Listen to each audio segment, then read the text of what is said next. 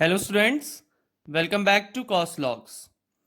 So chemistry for 11th में हम लोगों ने पीरियोडिक प्रॉपर्टीज़ को कवर अप कर लिया है एंड उसमें हम लोगों ने वैलेंसी का कॉन्सेप्ट अच्छे से समझ लिया है।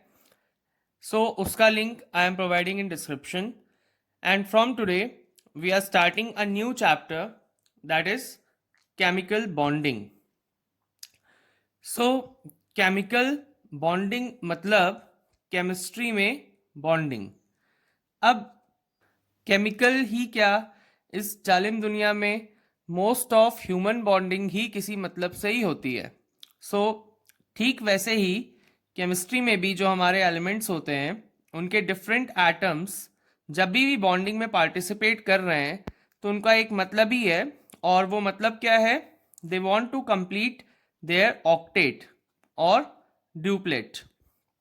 एक्चुअली व्हाट हैपन्स कि जब उनके आउटर मोस्ट शेल में या फिर वैलेंस शेल में जब 8 इलेक्ट्रॉन होते हैं तो उनको हम लोग बोलते हैं कि वो ऑक्टेट में आ गए हैं। Octet refers to 8।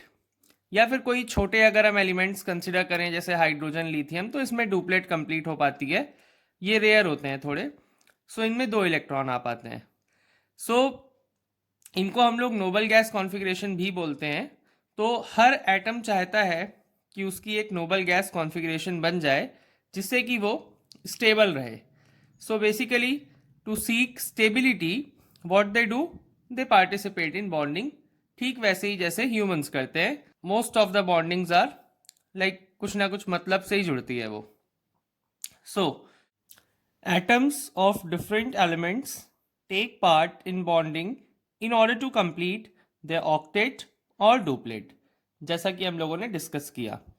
Now next आप इस चैप्टर में कुछ इस टाइप के सिंबल्स देखने वाले हैं, इनको डिस्कस कर लेते हैं।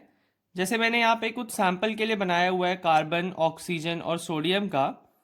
तो हमें मालूम है कि कार्बन में जो वैलेंस इलेक्ट्रॉन्स हैं या फिर जो आउटर मोस्ट शेल में नंबर ऑफ इलेक्ट्रॉन्स हैं वो 4 हैं। वैसे ही ऑक्सीजन में 6 होते हैं, सोडियम में 1 रहता है। तो बेसिकली हम क्या कर रहे हैं, डिफरेंट डिफरेंट एटम्स के वैलेंस इलेक्ट्रॉन्स को उनके साथ शो कर रहे हैं, जिनको हम लोग लेविस सिंबल्स बोलते हैं। Now next we'll discuss various types of chemical bonds. Okay, so there are 3 types. The first one is ionic, second one is covalent, and third one is coordinate. So this one is a special case of covalent, we can say, and it requires a very good example for its explanation, जो हम लोग आज की class में discuss भी करेंगे। And we'll also see examples of these two basic ones, that is ionic and covalent. So जैसी requirement होती है उसके हिसाब से एटम अगर एक या एक से ज़्यादा इलेक्ट्रॉन कंप्लीटली ट्रांसफ़र कर देता है तो उसको हम लोग बोलते हैं आयनिक बॉन्डिंग। इसको हम लोग यहाँ पे इस पर्टिकुलर एग्जांपल में समझ सकते हैं। जैसा कि हम देख रहे हैं, मैग्नीशियम के पास 2 वैलेंस इलेक्ट्रॉन होता है, ऑक्सीजन के पास 6 होता है।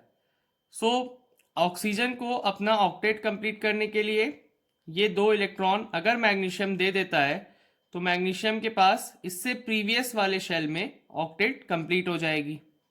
और वैसे भी मैग्नीशियम को अगर इस शेल की ऑक्टेट कंप्लीट करनी है, जो भी उसका आउटर मोस्ट शेल है, तो उसके लिए उसको 6 इलेक्ट्रॉन और चाहिए, जो कि एनर्जी के अगर पॉइंट ऑफ व्यू से देखा जाए तो पॉसिबल नहीं है। मतलब काफ़ी ज़्यादा एनर्जी का रिक्वायरमेंट है, तो वो पॉसिबल नहीं हो पाएगा। तो ये अपना 2 इलेक्ट्रॉन डोनेट कर सकता है। सो इसीलिए ये दोनों में फेवरेबल कंडीशन बन गई किसकी? आयोनिक की। तो इसने अपना 2 इलेक्ट्रॉन इसको दे दिया और मैग्नीशियम केटायन बन गया divalent, that is 2+। Then oxygen पे क्या हुआ, उसने 2 इलेक्ट्रॉन एक्सेप्ट किया था तो इस पे 2- चार्ज आ गया और ये एनायन बन गया। देन नेक्स्ट आता है हमारा कोवेलेंट बॉन्ड। कोवेलेंट में क्या होता है, दोनों एटम्स मिलके कंट्रीब्यूट भी करते हैं इलेक्ट्रॉन्स को और शेयर भी करते हैं। मतलब एक बॉन्ड बनेगा 2 इलेक्ट्रॉन्स के बीच में, जिसमें एक एक इलेक्ट्रॉन दोनों एटम्स का रहेगा, लेकिन वो काउंट दोनों पे होगा। जैसे हम हाइड्रोजन की बात करें तो उस पर एक एक इलेक्ट्रॉन ही प्रेजेंट होता है, हमें पता है।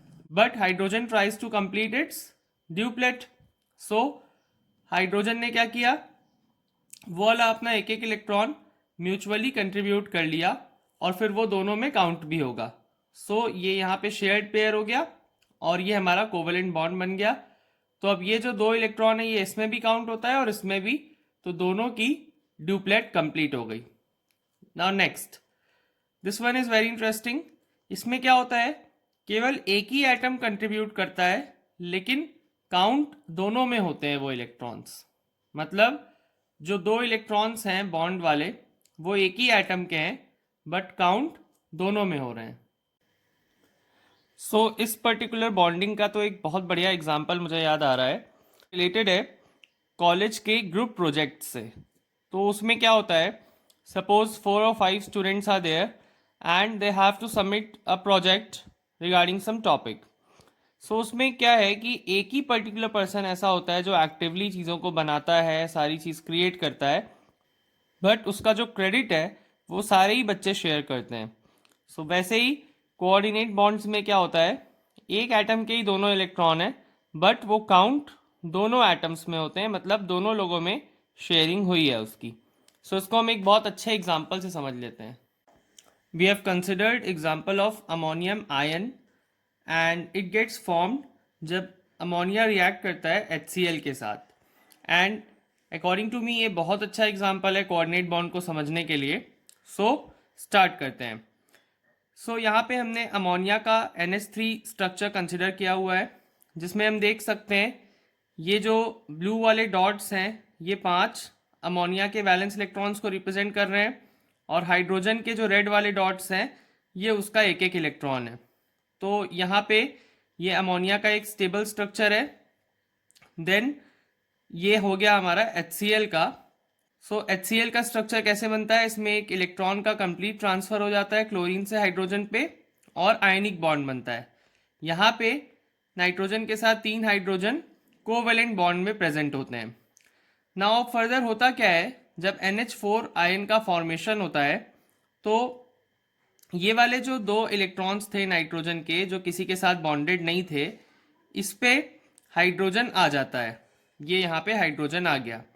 हाइड्रोजन का जो एक इलेक्ट्रॉन था जो हमने रेड डॉट से रिप्रेजेंट किया है, ये इलेक्ट्रॉन ये क्लोरीन के लिए ही छोड़ के आता है, मतलब ये खुद आता है तो इलेक्ट्रॉन कैरी नहीं कर रहा है।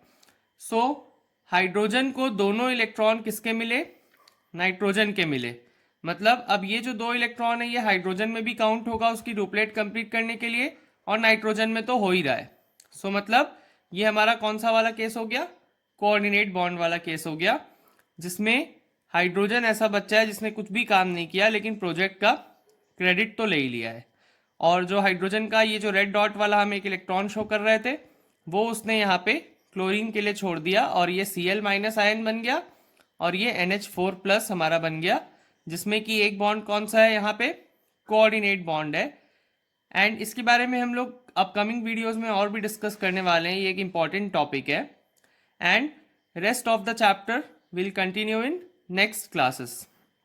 सो यहाँ तक अगर कोई भी डाउट है तो आप कमेंट कर सकते हैं। And please subscribe channel quickly and please share my video also.